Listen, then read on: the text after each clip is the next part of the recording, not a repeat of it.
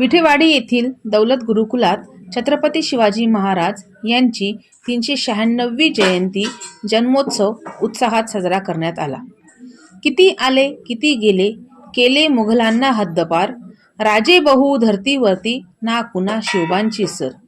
एका सुंदर पहाटे सगळीकडे शुकशुकाट, बिजांचा कडकडाट, ढगांचा गडगडाट अशा चित्रविचित्र वातावरणात भवानी मातेच्या मंदिरात शिवनेरी गडावर जन्मलेली एक वात, जिने केला मुघलांचा नायनाट, मराठ्यांचा सरदार, हिंदवी स्वराज्याचा आधार, जिजाऊंचा वारसदार छत्रपती शिवाजी महाराज यांच्या 396व्या जयंतीनिमित्त विठेवाडी येथील दौलत गुरुकुलात त्यांना त्रिवार वंदन करण्यात आले.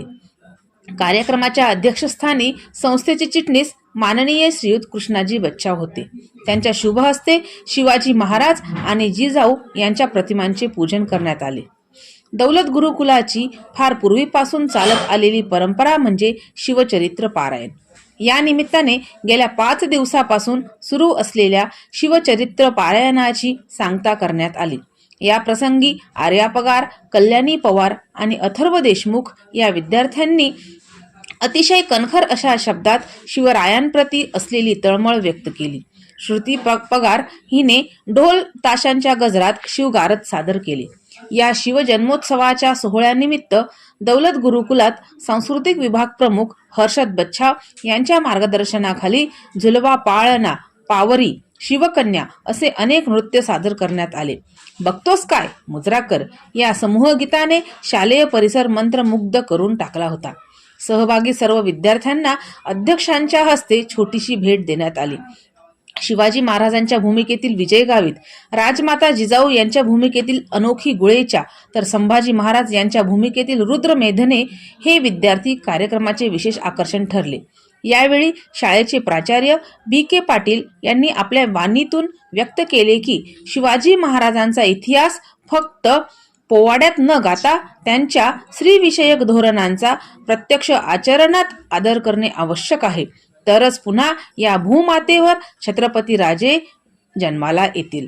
कार्यक्रमाचे सूत्रसंचालन आणि प्रास्ताविक दीपाली बागुल यांनी केले.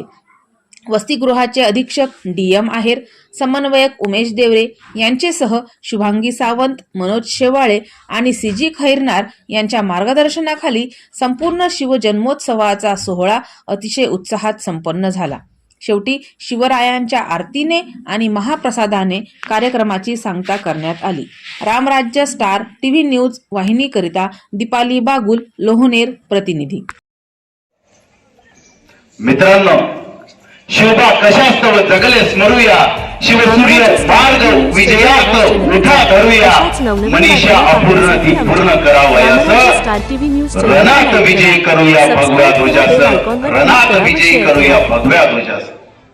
मित्रांनो, आपल्याला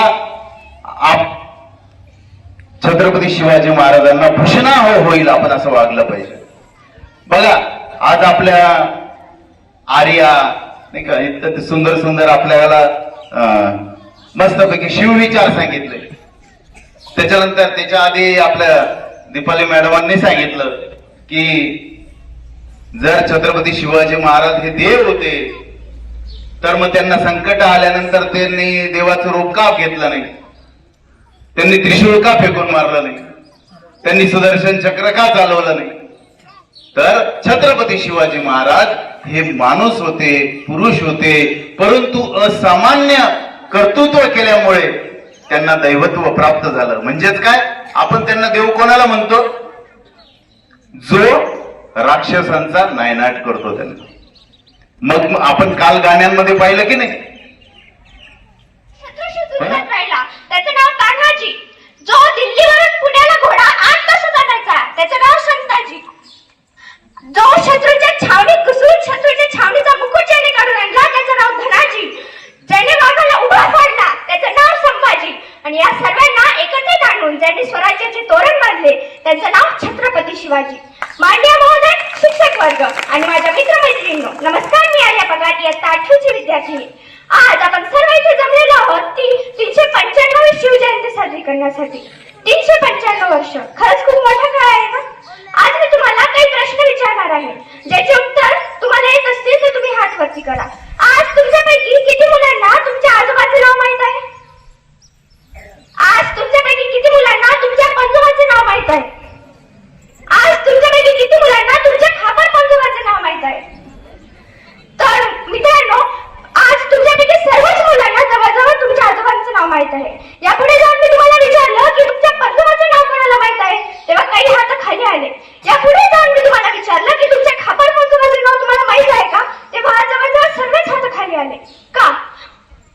तुम्हाला तुमच्या रक्ताच्या माणसाचीही नाव सांगता येत नसतील, पण 400 वर्षापूर्वी ज्या शिवरायांचा जन्म झाला त्याचं नाव तुम्हाला, आम्हाला आणि इथे उपस्थित सर्वांना माहित आहे.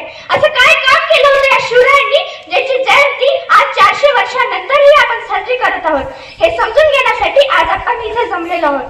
कारण शिवाजी आमचा श्वास आहे, शिवाजी आमचा ध्यास आहे, शिवाजी आमची प्रेरणा आहे, शिवाजी आमचा अभिमान आहे आणि शिवाजीच आमचा स्वाभिमान आहे. आज जेव्हा 4थीच्या वर्गात शिक्षक मुलांना शिकवत